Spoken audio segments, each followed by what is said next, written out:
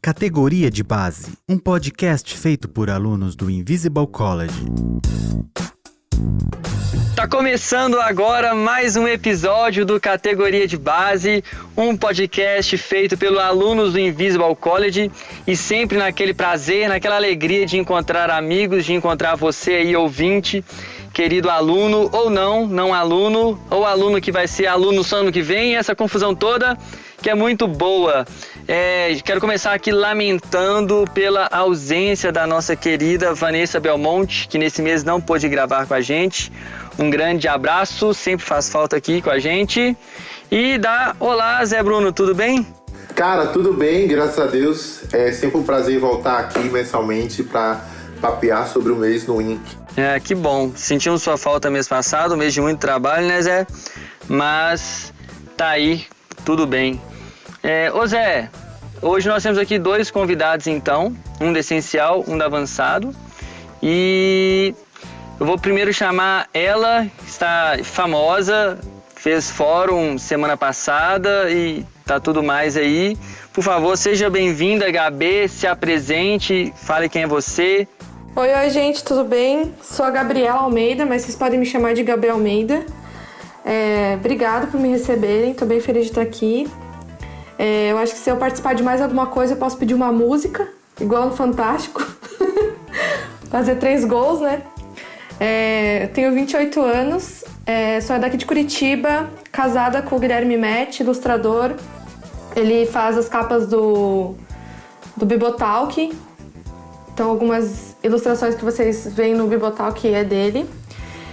Sou designer numa ONG de Educação em Direitos Humanos. Congrego na Calvary Curitiba. E tô na turma do Essencial esse ano. Porque é até um pré-requisito, praticamente, fazer design, ser designer para estudar no INC, né? Convenhamos. Comunicação no geral, né? Geral. Pessoal que gosta de internet. Viciados em internet.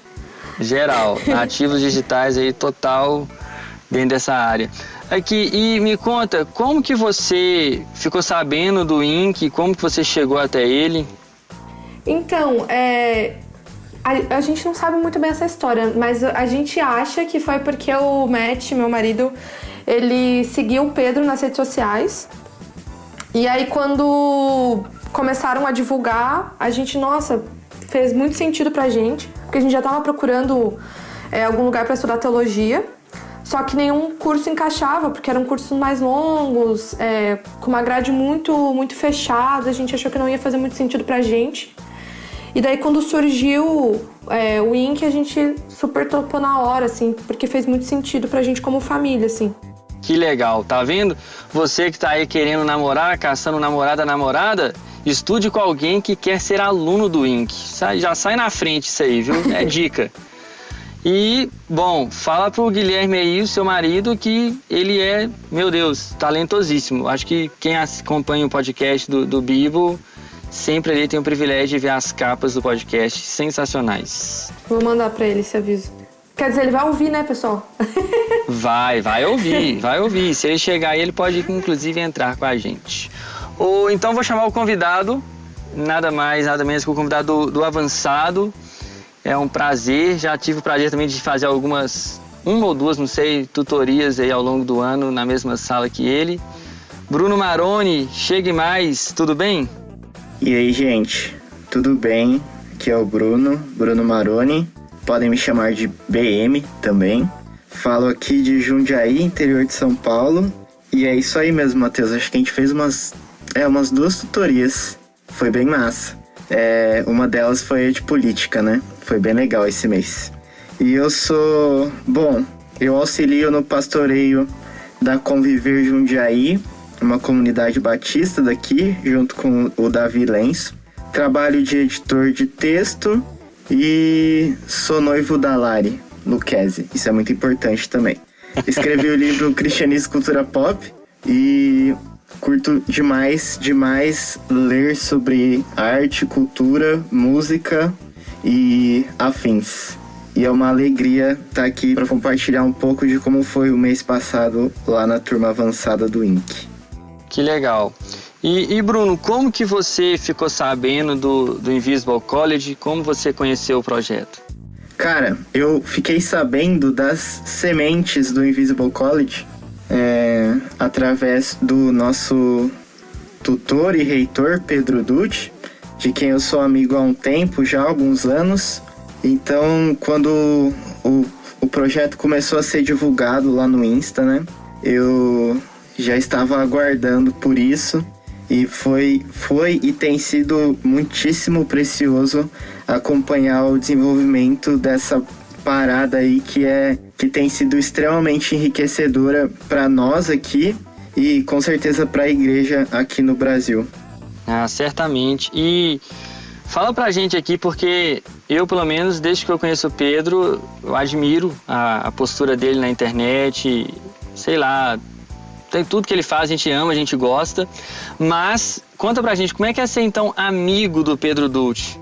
É uma super mega honra. Você aprende demais a cada conversa. Você ganha muitas referências bibliográficas, enche o seu carrinho da Amazon, perde dinheiro e ganha conhecimento, fica com vontade de comprar mais livros, fica se questionando de como ele lê tanta coisa e produz tanta coisa, mas você também aprende a amar um ser humano limitado, muito gente boa, acessível e que é um grande amigo. E você aprende a ser paciente no WhatsApp também. É verdade. Nossa. Quem não tá na fila do WhatsApp do Pedro não tá vivendo correto, viu? Eu acho que todo mundo se pergunta como que ele faz tudo aquilo, né? A gente podia depois gravar um podcast só sobre o Pedro. Como ele vive, o que come, onde anda, com quem anda. Exatamente. Quem são seus amigos.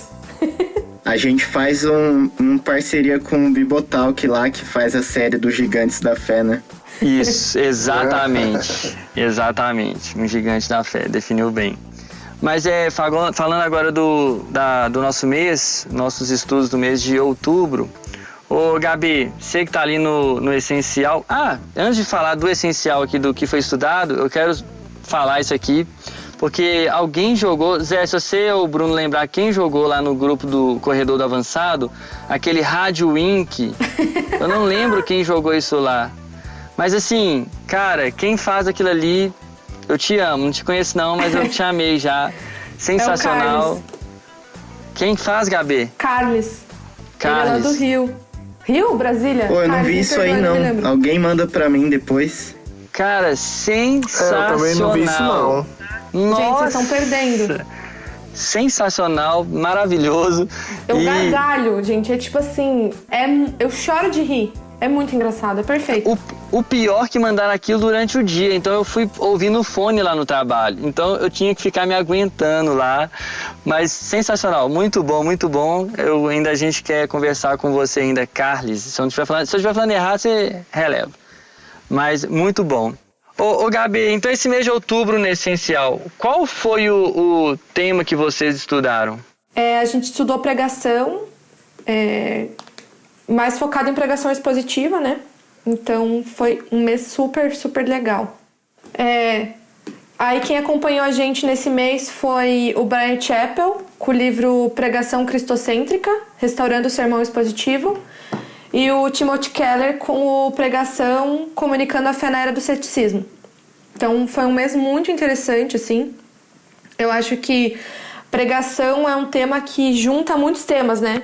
Então, toda a caminhada que a gente fez até aqui, pensando que a gente começou lá em hermenêutica, daí a gente passou por teologia bíblica, a gente vem em apologética, a gente vai fazendo essa construção, e aí chega nesses meses finais, né, de teologia do culto, pregação, aconselhamento. Então, ver tudo isso se amarrando em pregação foi, tipo, muito legal, foi muito interessante, fez muito sentido, assim, sabe, no final das contas. E eu acho que é um tema muito legal, assim, igual o do mês passado, de teologia do culto, porque são temáticas ou são disciplinas que a gente consegue ver no nosso dia a dia, né? Porque é algo que a gente que a gente acessa todo domingo, ou pelo menos uma vez por semana a gente está acessando isso nas nossas comunidades e tal. Então acho que se torna mais palpável o conhecimento. A teoria a gente vê na prática, sabe? que eu acho que talvez alguns outros temas a gente não conseguiu ter muito essa coisa prática e palpável. Então, acho que pregação trouxe muito disso, sabe? Sim, então foi meio que aconteceu igual no avançado, né? No primeiro semestre do ano. Foram estudos assim bem direcionados à parte teórica para construir, igual você falou, construindo esse caminho todo para chegar nesse segundo semestre e ir para um campo mais prático, vamos dizer assim. Eu acho que é bem isso, sim. Sim. E me fala uma coisa, qual desses 2 livros que você escolheu fazer a leitura? Eu li o Pregação Cristocêntrica, do Bryan Chapell, e eu super indico. Esse livro é muito, muito bom. A galera ficou meio de cara, na verdade, porque o Pedro não escolheu o Timothy Keller como leitura principal, né? Que foi o Bryan. Mas eu prefiro o Bryan como leitura principal mesmo. Olha, não mexa com o fã-clube do Keller, mexer, porque é grande. Não me cancelem, pessoal. Ele é muito bom, esse livro. Eu achei ele super didático, assim. Ele é um livro muito prático, tanto que o nome do livro... O subtítulo do subtítulo é um guia prático e teológico para a pregação bíblica. E ele é realmente um guia, assim. Então, todos os capítulos têm no começo um sumário do que ele vai apresentar. Ele é super didático nas coisas, na organização do texto dele. Tem muitos esboços, tem muitas, forma de avaliar o sermão. No final de cada capítulo tem perguntas para você responder, para você fixar o conhecimento, assim. Então eu achei bem interessante. Eu gosto de sempre pensar nos autores, assim, quando eu tô lendo, meio que pensar na personalidade dele ou em como ele é, assim. E eu achei ele um autor muito manso, zeloso, assim. Eu senti que nenhuma palavra dele é vã no livro. E eu acho que quando a gente pensa em pregação, faz muito sentido, assim. O pregador tá um pouco para trás, assim, tipo, ele não atrapalha a palavra. O autor não atrapalha o livro, sabe? Ele é muito fluido, assim. Então eu achei muito, vou falar, bonito mesmo ver isso no livro. Porque ele comenta muito sobre o papel do pregador mesmo, de meio que não tomar a frente na palavra, né? Ou não ficar em evidência, quando quem tem que ficar em evidência é o Senhor e é a palavra dele. Então, nesse sentido, assim, ficou claro na leitura, sabe? Pelo menos pra mim. E eu acho que de conteúdo, assim, uma das coisas que pra mim me marcam bastante nesse livro, assim, é o poder da palavra mesmo, assim. De como, quando a gente fala de pregação, a gente tá falando da palavra de Deus, né? Do Deus que se revelou na Bíblia. De como o pregador, o papel dele é revelar, ajudar essa palavra a se revelar, assim, né? Então, que é o Espírito Santo que tá fazendo esse trabalho, que é um trabalho de Deus mesmo. E daí me lembra teologia bíblica, no sentido de Deus fala e a gente precisa responder, sabe? Deus está sempre falando. E a palavra é essa, a pregação é isso, a gente falando a palavra de Deus e a gente precisando responder a ela depois da pregação, sabe?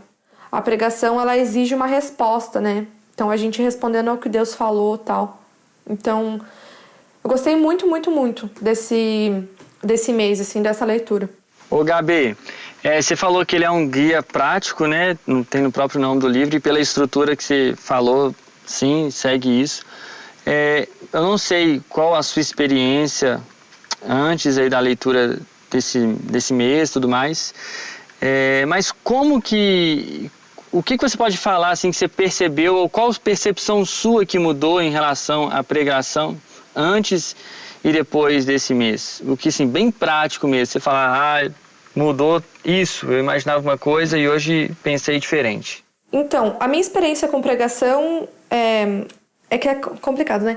Mas assim, eu sou mulher, então em alguns espaços a gente tem divisões diferentes, né, do papel da mulher na pregação e tal. Eu vim de uma igreja, da outra igreja que eu congregava, era uma igreja onde as mulheres tinham esse lugar de pregação e tal, então foi meio que... Eu sempre vi uma mulher pregando no domingo, sabe? Então, essa foi a minha vivência. E daí, quando a gente começou a estudar, foi interessante entender as divisões, sabe? Do que seria uma pregação no púlpito, no culto coletivo, a pregação da doutrina, a entender a diferença do ministério da palavra mesmo, quando a gente pensa nos pequenos grupos, quando a gente pensa num grupo de estudo, quando a gente pensa no Ministério Infantil, quando a gente pensa em pregar a palavra, por exemplo, nas nossas redes sociais, quando a gente apresenta a palavra ou prega a palavra nos nossos espaços, ou, por exemplo, o Ministério da Palavra no discipulado, no aconselhamento e tal. Então, eu acho que essa abrangência, talvez, entender o Ministério da Palavra como muito além de só a pregação no domingo, para mim foi muito relevante. E aí, por que eu falei do negócio de eu estar acostumada com crescer numa igreja onde mulher pregava, por exemplo? Porque daí eu entro em outros lugares, em outros espaços agora, em que isso é diferente. E aí eu consigo entender, eu consigo compreender, então, este nível dos ministérios da palavra, sabe? Então, acho que traz um equilíbrio, assim, sabe? De conseguir respeitar, de conseguir compreender, de entender até onde ir ou até onde não ir, sabe? Eu acho que seria isso, não sei se ficou claro. Ficou. Zé, você e o Bruno falou que ajuda no pastoreio da igreja lá a conviver, né, em Jundiaí, se eu não me engano. E Zé também já postou algumas vezes aí trechos dele pregando em igrejas. Para vocês dois, assim, não sei qual vai querer responder, mas a pregação cristocêntrica, porque isso é o tema lá do livro. Qual a importância de pregação cristocêntrica, a gente zelar por isso? Porque a gente sabe que uma pregação não cristocêntrica gera uma série de problemas, uma espiritualidade bem complicada e afeta na vida da pessoa, no dia a dia dela. Então, assim, para vocês, o quão tamanho do zelo, assim, tem que ser do pregador de levar uma mensagem cristocêntrica para a igreja? Responde aí, Zé. Você que tem pregações poderosas. É fogo, Zé, é fogo puro. Que bom ter o Zé hoje aqui.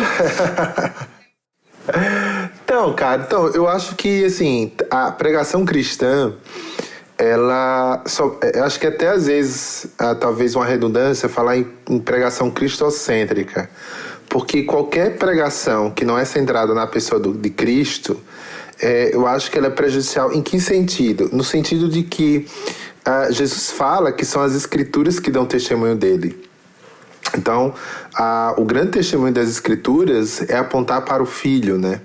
É semelhante àquele caso lá do Monte da Transfiguração, quando Pedro disse, vamos construir uma tenda para Moisés, para Elias e outra para Cristo, né? E aí ele ouve uma voz que diz, este é meu Filho amado, a ele ouvi, né? Apontando para a pessoa de Jesus. Então, acho que a pregação, de fato, ela tem que ser centralizada na pessoa de Jesus. Isso não quer dizer que a pessoa, quando vai pregar, ela só pode pregar sobre Cristo, né? Ela pode pregar sobre qualquer outra coisa. A Bíblia tem temas os mais diversos possíveis. Existe uma visão bíblica sobre a realidade. Então, você pode falar sobre família, sobre bem-estar, sobre várias coisas que você quiser. Porém, eu acho que tudo isso, de alguma forma, envolve a pessoa de Jesus, né? Então, eu acho que quando o pregador ele não glorifica a Cristo através do seu sermão, ele acaba se desviando do propósito pelo qual ele foi chamado para pregar, né? E isso aí dá margem para algumas experiências de pregação que não são tão boas, que a gente pode chamar de pregações humanistas, de pregações mais antropocêntricas, melhor dizendo, centrada mais no bem-estar da pessoa, no ser humano, pregações coach, pregações de autoajuda, sabe? Que eu acho que não há espaço para a igreja local para esse tipo de conteúdo, né? Porque justamente são narrativas que são contrárias à própria narrativa cristã. Eu queria complementar que no livro do Brian, ele traz talvez duas coisas que acontecem que podem acontecer caso a pregação não seja cristocêntrica, né? Que é talvez uma pregação muito focada no comportamento. Daí eu acho que tem muito a ver com o que o Zé trouxe, assim, do foco antropológico, que daí se torna legalismo, né? Porque daí eu fico focado só no comportamento, nas regras, em mudar a forma das pessoas fazerem suas escolhas. Então, fica na palavra pela palavra, né? E aí a gente esquece e tira Jesus de cena, tira o sacrifício de cena, tira a graça de cena e foca muito só no comportamento, né? No fazer, no se mover para ser mais santo, sei lá. Ou daí pode ser a manipulação da palavra, né? E daí vira heresia, que é pegar a palavra e eu tentar manipular ela para falar o que eu quero falar. Então eu tô com vontade de dizer alguma coisa e eu vou fazer a palavra se modificar para estar de acordo com aquilo que eu quero dizer, assim. Então acho que duas formas é o legalismo e a heresia. Tenso, os dois lados, tenso, muito tenso. Bem leve, né? Meu Deus.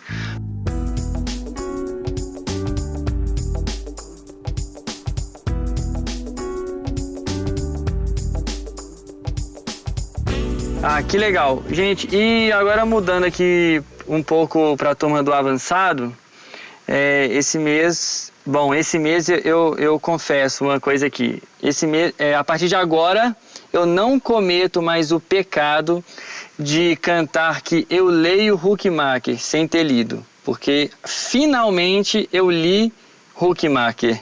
Então, tá aqui, ó. Tô colocando... Essa minha dívida tá paga agora, viu, Marcos Almeida? Agora tá pago, eu leio Huckmacher. Muito bom. Mas, além do Huckmacher, eu li um outro livro que eu quero agora aqui falar um pouco antes do Bruno e do Zé, depois os dois aqui podem mandar a ver, porque eu li a minha leitura auxiliar foi o livro Cristianismo e Cultura Pop, do nosso digníssimo e honrado Bruno Maroni, que está aqui no podcast. E vou te falar, não é porque o Bruno está aqui não, mas que livraço, que livraço. Você que está ouvindo esse podcast, que como eu, nunca tinha lido algo nesse tema de cultura, enfim, de arte, disso, se você quer uma leitura introdutória, que você vai entender tudo ali que está escrito, que não tem segredo, não tem nada difícil para você entender, mas que ao mesmo tempo que é simples, é profundo, ao mesmo tempo que é teórico, também é prático, leia Cristianismo e Cultura Pop. Foi muito bom para mim. Me ajudou bastante, assim, lendo Huckmacher, que era um texto mais difícil. Depois eu ia para o livro do Bruno, que era um texto super gostoso de ler, daqueles que você começa a ler e esquece. E foi muito bom. Foi bom até porque eu pude dar uma segunda chance pro U2, porque não era uma banda que eu gostava, assim, sinceramente, mas eu dei uma segunda chance e eu não sou o fã número 1, mas ok. A capa do livro é sensacional, viu, Bruno? Eu não sei quem fez aquela capa, mas é uma capa, cara, linda a capa. Foi o Olavo, da Box 95. Sensacional mesmo. Sensacional, cara. Que capa, linda. E não tem como um livro ser ruim, um livro que cita tanto o Van Hooser, né? O Zé concorda comigo, eu tenho certeza disso. Claro que não. Eu tenho certeza que... Por isso que o livro é tão bom, né? Olha só. além da genialidade do Maroni, de toda a capacidade de inspirar e transpirar o tema do cristianismo e cultura, o Van Hooser só tende a tornar o texto cada vez melhor. Ter a teologia do Van Hooser na retaguarda da interpretação cultural ajuda muito. Muito. Ô Bruno, conta um pouco assim pra gente, rapidamente, você já falou isso 1 milhão de vezes, eu sei, mas é pra quem nunca ouviu aqui, como você chegou a esse livro, qual o seu envolvimento com esse tema e por que tanto Van Hooser assim, como que ele te ajudou? Cara, primeiro, muito obrigado mesmo pelos elogios, fico emocionado, eles contam muito, guardo-os com muito carinho, cada elogio, cada reconhecimento. E também fico muito agradecido ao pessoal que me ajudou a lançar esse livro, né? O fato dele ser bom de ler, com certeza tá muito ligado ao trabalho super massa do pessoal da Charpentier, lá da editora de Brasília. Mas enfim, eu cheguei no tema Cristianismo e Cultura Pop, em primeiro lugar, porque eu cresci me apaixonando e me apaixono até hoje por música popular, e aqui música popular de vários gêneros, né? E porque também cresci e tenho crescido com a convicção de que o Evangelho tem a ver com todas as coisas, diz algo sobre todas as coisas, né? Então o meu livro, Cristianismo e Cultura Pop, que na verdade é fruto do meu trabalho de conclusão de curso na Faculdade de Teologia, é um desdobramento teórico de uma convicção que eu já carregava ao longo da minha caminhada como discípulo de Jesus até então. E aí eu resolvi colocar no papel coisas sobre o que é cultura pop, o que o drama das escrituras fala de cultura, como que a igreja pode ler e responder à cultura popular. E foi bastante desafiador e, claro, muito prazeroso escrever isso e pesquisar sobre o assunto, continuar pesquisando, né? Estudando isso.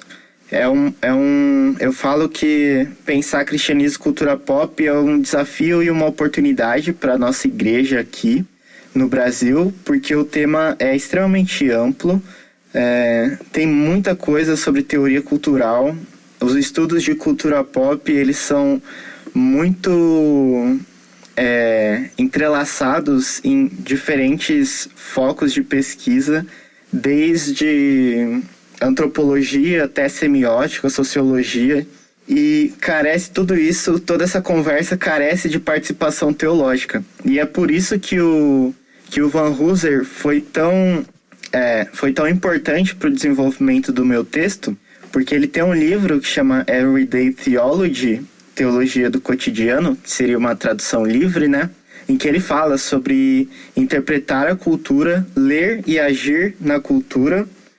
Na verdade, ele fala que toda interpretação é uma ação, né? Mas ele fala sobre esse envolvimento com a cultura movido por um entendimento cristão da vida e do mundo. Então ele fala sobre o nosso papel no desenvolvimento cultural, ele fala de uma teologia bíblica da cultura, das maneiras de se relacionar com a cultura. E uma coisa massa do Van Hooser é que ele tem produções super complexas de hermenêutica, de metodologia teológica, inclusive o Drama da Doutrina, que a gente leu lá no comecinho do ano, mas também tem textos extremamente pastorais e textos com potencial de envolvimento público claríssimos, igual esse livro que eu citei. Então acho que ele é uma boa referência para a gente pensar a cultura também. Cara, sabe o que eu achei incrível? Foi uma hora que você fala assim no livro que, eu não vou lembrar aquelas palavras exatas, mas você falou algo nesse sentido de que a igreja, o cristão, ele não pode ser inocente no ponto de achar que cheguei aqui em casa, vou dar uma desestressada, vou dar uma relaxada, ele põe ali no Netflix ou põe, sei lá, em qualquer outro lugar e está consumindo aquilo ali e achar que simplesmente aquilo ali é um entretenimento, é um passatempo que não está formando nada dentro dele. É claro que está.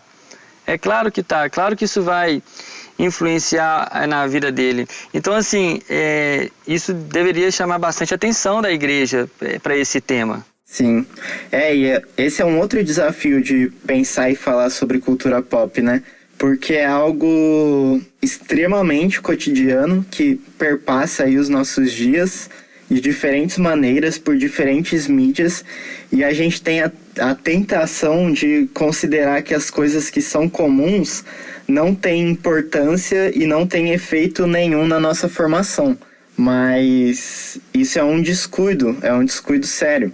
E, por exemplo, a gente tem... Inclusive eu vi uma vez um post da Netflix no Instagram que era uma coletânea de, acho que, filmes para não pensar, para você assistir se não quer pensar, alguma coisa assim.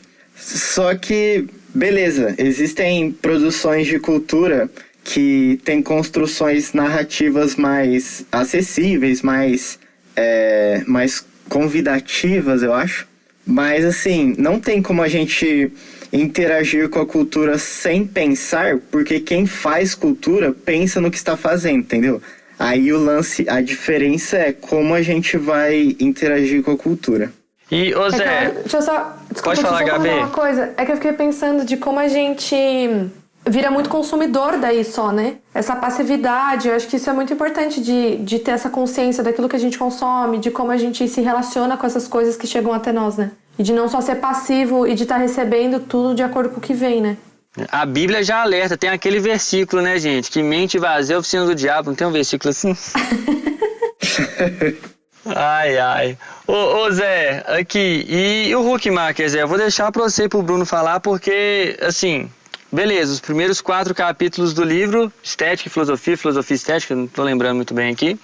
Os primeiros 4 capítulos, topzera, Huckmacher ali, tranquilão, pastoral às vezes, evangelista em alguns pontos ali às vezes, muito, muito bom. Chega no capítulo 5, ele dá uma complicada um pouco ali naquele artigo, então vou passar a bola para vocês, rola a bola para vocês aí, Huckmacher. Cara, a Filosofia da Estética, que foi o livro do Huckmacher que nós lemos, ele é uma coletânea de artigos, né? E o propósito desse livro é apenas mostrar como a filosofia da ideia cosmonômica, né, que é o projeto filosófico do Hermann Doivert, pode ser aplicado à esfera da arte, né? Só que eu acho que o Huckmacher goza, assim, de uma didática boa de explicar isso assim de maneira mais acessível, ainda que, ao meu ver, né, posso estar, talvez não seja essa na verdade a opinião de outros, né? O Bruno poderá dizer aqui, ou mesmo você, ao fazer uso, né, da linguagem técnica do Doivert, isso possa dificultar para alguém que nunca teve contato com a obra dele, né? Mas, tirando isso, eu acho que ele é muito bom ao ensinar essa questão. Sim, cara, eu acho que eu tinha lido há muito tempo atrás o Arte Não Precisa de Justificativa, né? Aquele livrinho da Ultimato, que é meio que o manifesto das ideias do Huckmacher. Depois de um tempo eu li o Arte Moderna e a Morte de uma Cultura, da Ultimato também, que é bem histórico, né? E aí esse ano, no nosso mês de estudos do INC, eu li o Filosofia Estética, que foi publicado pela Monergismo, e tenho certeza que eu fui capaz de aproveitar esse livro porque lá no começo do ano a gente leu o No Crepúsculo do Pensamento, do Doivert, né? O vocabulário, tal, os conceitos, ter pelo menos uma breve referência ajuda muito. Em algumas partes mais, e outras não são tão requisitadas assim, essas ideias prévias. Porque esse livro do Huckmacher, ele reúne textos distintos, né? Então é o que o Matheus falou, tem umas partes bem pastorais, bem evangelísticas até, e tem outras partes mais técnicas, tanto no lance da filosofia da arte e o lance da história da arte e tal. Mas é uma leitura muitíssimo enriquecedora. Nos meus estudos assim sobre cultura, ela oferece um repertório conceitual e espiritual também, principalmente, bem valioso. Eu concordo com vocês que quem chegar ali direto naquele livro vai ter grandes dificuldades por causa do vocábulo, mas, por exemplo, o meu contato com Doivert, falando de mim, foi a primeira vez, foi esse ano mesmo, no Invisible College. Então, aquele mês, eu apanhei. No Crepúsculo ali, para mim, foi bem complicado, era tudo novidade, bem denso. Apanhamos. Eu não passei por contorno da filosofia, para dar uma explicada, né? Tem um outro também que eu cheguei a ler um pouco. Agora eu não lembro, não sei se é Reformar a Vossa Mente, não sei. Cara, esse é bom, hein? Esse aí eu li junto com o do Doivert, é bem legal. Então, eu não consegui ler todo, porque eu estava lendo também o do Doivert, mas ele também dá uma ajudada na compreensão das coisas. Eu não tive isso antes. Então, eu apanhei no Doivert, mas foi legal, foi bacana, se apanha gostando. E quando cheguei agora no Huckmacher, que ele vai ali no começo explicar um pouco da filosofia cosmonômica, ele dá uma simplificada, assim, sabe? Eu tive essa impressão. Eu acho que ele ajudou a entender as minhas dificuldades do Doivert. Enfim, gostei. Sim. Gostei. Foi muito bom. Aquele curso do Rompendo a Bolha de Cosmovisão, né, que teve esse ano, lá no comecinho, quando o Pedro começa a falar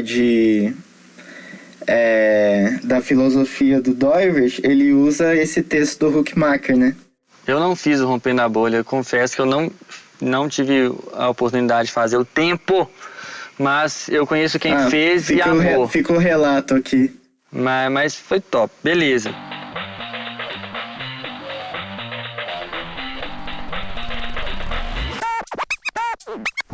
Deixa eu perguntar pra vocês conseguiram produzir o trabalho de vocês no final do mês? Eu já abro aqui falando que não. Esses meus últimos 2-3 meses estão sendo bem complicados assim de atividade, mas um complicado gostoso, viu, gente? É porque é muita atividade na igreja que a gente está tendo, enfim, então é coisa boa. Mas eu não consegui produzir o meu artigo. E vocês? No caso do Essencial não é artigo, é a resenha, né? Mas como no avançado é artigo, esse mês eu não tive como. Por conta de todos os compromissos de trabalho que eu tive, então acaba que dificultou a elaboração do artigo. Eu vou tentar nesses menos de 2 meses que falta para a conclusão do curso, ver se eu entrego alguma coisa que está atrasada. Douglas é misericordioso, ele é um cara excepcional. E assim, é importante até dizer para as pessoas que nos ouvem que, embora seja exigido que os alunos, no caso do avançado, produzam a resenha, o artigo, né? Isso, assim, não fazer o artigo não é prejudicial ao ponto de invalidar a participação no Invisible College, né? Porque tem as leituras, tem as aulas que o Pedro disponibiliza para os alunos, e um dos melhores momentos é justamente o das tutorias, né? Que é quando cada grupo de alunos se encontra com ele durante o mês para conversar não só sobre as leituras, mas sobre a vida, né? Então, assim, às vezes tem conversas bem aleatórias, conversas focadas, algo assim bem orgânico. Então isso ainda é um ponto bem positivo do Invisible College, né? A ideia não é sobrecarregar o aluno, né? Mas tentar ajudá-lo a aprender da melhor forma possível. Ô Zé, isso é muito importante que você falou, porque eu passei por essa crise ali mais ou menos no mês de abril e maio, quando eu estava deixando de fazer o artigo. Eu falei, meu Deus, que vontade de desistir, quero parar. Cara, eu passei por essa crise e o Douglas conversou comigo, o Kaique ali, me ajudaram bastante, tirou aquele peso, porque eu não estava deixando de ler, eu não deixo de assistir às aulas, eu não deixo de assistir o fórum. Por alguns fóruns eu não consegui assistir ao vivo, né? Principalmente aqueles que ocorreram 7 horas da noite esse ano, mas eu assisto depois. Não deixo de estar acompanhando ali o máximo possível do guia de estudo. Então, não deixar de fazer o artigo não é o fim do mundo. Eu acredito que vai ter muito aluno agora ouvindo a gente, pessoas que vão começar a estudar ano que vem. Não entra relaxado não, mas também não entra na neura não. Ô Bruno, e você, Bruno? Eu queria fazer um comentário. Eu acho que o artigo e a resenha, eles servem muito para aplicar, tipo assim, a gente aprender a sintetizar o que a gente aprendeu, né? Tornar acessível, um pouco desse exercício da teologia pública mesmo, de como que eu vou condensar tudo isso que eu tô aprendendo, né? Tudo isso que eu tô lendo em 3 páginas ou não sei quantas páginas precisa ter o artigo. É que eu sei que as resenhas são 3 páginas, mas como que eu posso condensar tudo isso? Como que eu posso explicar para alguém que não passou por tudo isso, esse tema, assim? Então, eu acho que se a gente pensa nesse objetivo, acho que diminui um pouco o tamanho da carga ou do peso, né, que algumas pessoas trazem para esse exercício, né? Sim. Eu acho também que os artigos, a principal propósito e principal contribuição dos artigos para os alunos, né? E para todo mundo que lê, claro, é que é uma oportunidade para a gente articular aquilo que a gente aprendeu, porque, tipo, você comunicar aquilo que você ouviu, aquilo que você leu, eu acho que é a maneira mais eficiente que tem de você, de fato, guardar aquilo que você estudou. Então, esse exercício ajuda muito. Para mim, todo final de mês é desafiador quando começa a chegar ali nos dias de entregar o artigo, mas o artigo do mês de outubro para mim foi muito especial, né? porque por causa do tema da arte, que é muito caro para mim. Eu escrevi um pouco sobre a gente reconhecer o lugar da beleza e da arte na vida cotidiana, e a gente vive um mundo que é desafiador para isso, né? Que a gente vive um mundo meio máquina, muito técnico, e eu acho que o evangelho ajuda a gente a perceber que o mundo tem beleza porque ele foi criado com amor e intencionalidade. Então, existe beleza disponível, significado disponível, e o Huckmacher fala bastante isso. Tipo aquela música do Milton Nascimento, Anima, né, que chama, que ele fala que o nosso mundo, sobre ir além de tudo que o nosso mundo ousa perceber. Eu acho que isso tem muito a ver com a arte. E eu escrevi sobre música, principalmente inspirado por uma outra leitura do Jeremy Bagby, que é um teólogo e um compositor. Escreveu um livro chamado Resounding Truth, ressoando a verdade, a sabedoria cristã para o mundo da música, que ele fala sobre como o evangelho incorpora com muita precisão e beleza, como a música incorpora com muita precisão e beleza a realidade do evangelho. Então foi bem legal escrever sobre isso. Legal. Qual foi o título, Bruno? Você deu? Cara, foi... Deixa eu Esqueceu. me lembrar. Não, na paisagem sonora. Arte, música e espiritualidade. Que bacana. Se alguém quiser ler, você tem algum lugar publicado o texto? Ainda não, posso pensar em publicar. Eu gravei um podcast sobre esse tema com o Matheus Lures, lá da Rádio Paraíso. Logo eu vou postar nas minhas redes também. Então vocês acompanham o Bruno Maroni aí, daqui a pouco ele fala como é que vocês acham ele no Instagram. Ô Gabi, como é que foi sua resenha? Então, esse mês foi legal porque quando a gente viu que o tema era pregação, eu fiquei incendiando o grupo no WhatsApp pro Pedro liberar pra gente fazer um sermão, né? Fazer um esboço de sermão pro Douglas corrigir. Meu Deus. Porque eu achei que seria uma super oportunidade, né? Não é sempre que a gente tem um Douglas da vida pra corrigir um seu sermão. Então esse mês alguns alunos, quem queria fazer um sermão fez, e quem quis fazer a resenha do livro fez. E eu me arrisquei no sermão, e foi super legal. Foi bem desafiador, assim, a galera ficou meio desesperada, assim. Teve uma galera que odiou a ideia de começo, assim, mas eu achei massa que a galera se dispôs, assim, saiu da zona de conforto. Foi massa ver todo mundo se ajudando, tirando dúvida uns com os outros e tal. Então foi muito, muito legal. Que legal. Compraram a ideia. Compraram.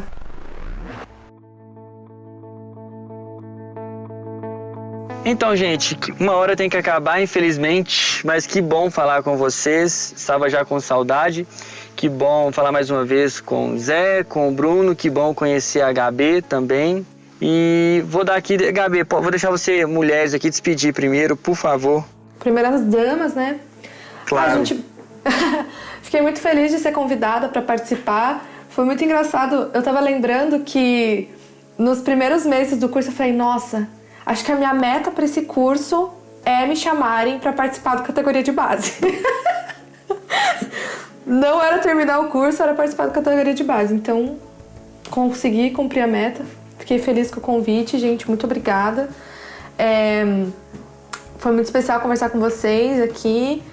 Acho que é sempre um desafio, né? A gente tentar condensar tanta coisa que a gente conversou, tanta coisa que a gente aprendeu em poucos minutos, assim. Sempre parece que tá faltando alguma coisa que a gente não conseguiu falar. Mas acho que a gente conseguiu trazer bons insights aqui. E eu queria aproveitar para mandar um beijo para o Benjamin, filho da Ivana, que é a criança mais maravilhosa da cidade, que ele sempre manda áudios com mensagens pro Pedro Duche, o melhor professor da cidade, e a coisa mais fofa naquele grupo. Então eu queria mandar um beijão pra ele, que ele mora no meu coração, sou fã número 1 dele. E aí, Benjamin, um beijo da tia Gabi. E Bruno, valeu por ter aceitado o convite. Gente, eu que agradeço.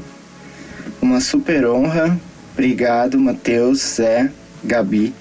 Gabê, né? Na verdade.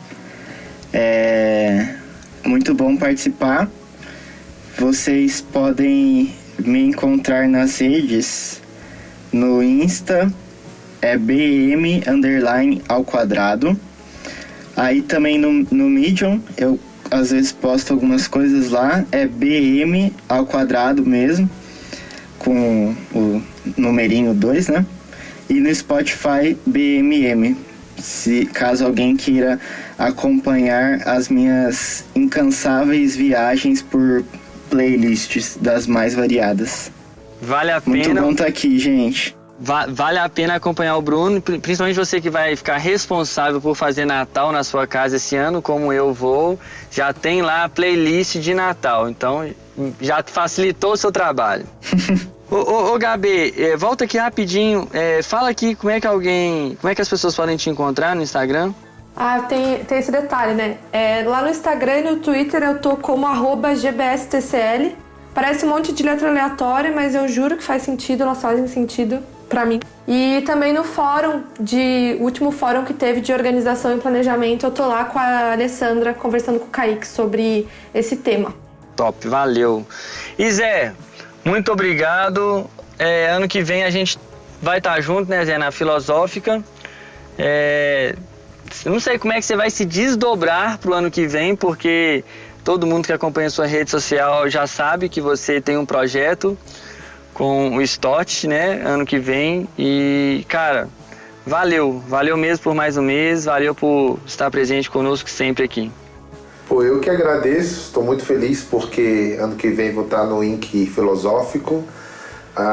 E isso tem também gratidão ao próprio Invisible College, né, por proporcionar a continuidade dos estudos agora em filosofia, né. Espero que seja uma experiência tão boa quanto está sendo avançada. Então, ano que vem eu vou iniciar esse projeto, né, que é o Clube Stott. O John Stott vai completar 100 anos, né. Então vai ter uma série de eventos e de novidades relacionadas a eles, e uma delas é essa caminhada através das suas principais obras sobre diversos temas, que vai ser o Clube Stott, né? E o contato também com seus ex-alunos, né? Brasileiros que estudaram com ele e outras pessoas que foram de alguma forma influenciadas pelo seu ministério. Então, estou muito animado e creio que vai ser muito bom. Maravilha, obrigado gente, obrigado você que está nos ouvindo, você que é aluno, você que vai começar a estudar ano que vem, e você que não é aluno, está aí criando coragem, crie coragem e vem estudar com a gente. Valeu, que Deus nos abençoe, Deus abençoe o nosso estudo no mês de novembro, que você está lendo, que você faça isso diante do Senhor para a glória dele mesmo. Valeu, um grande abraço, até a próxima.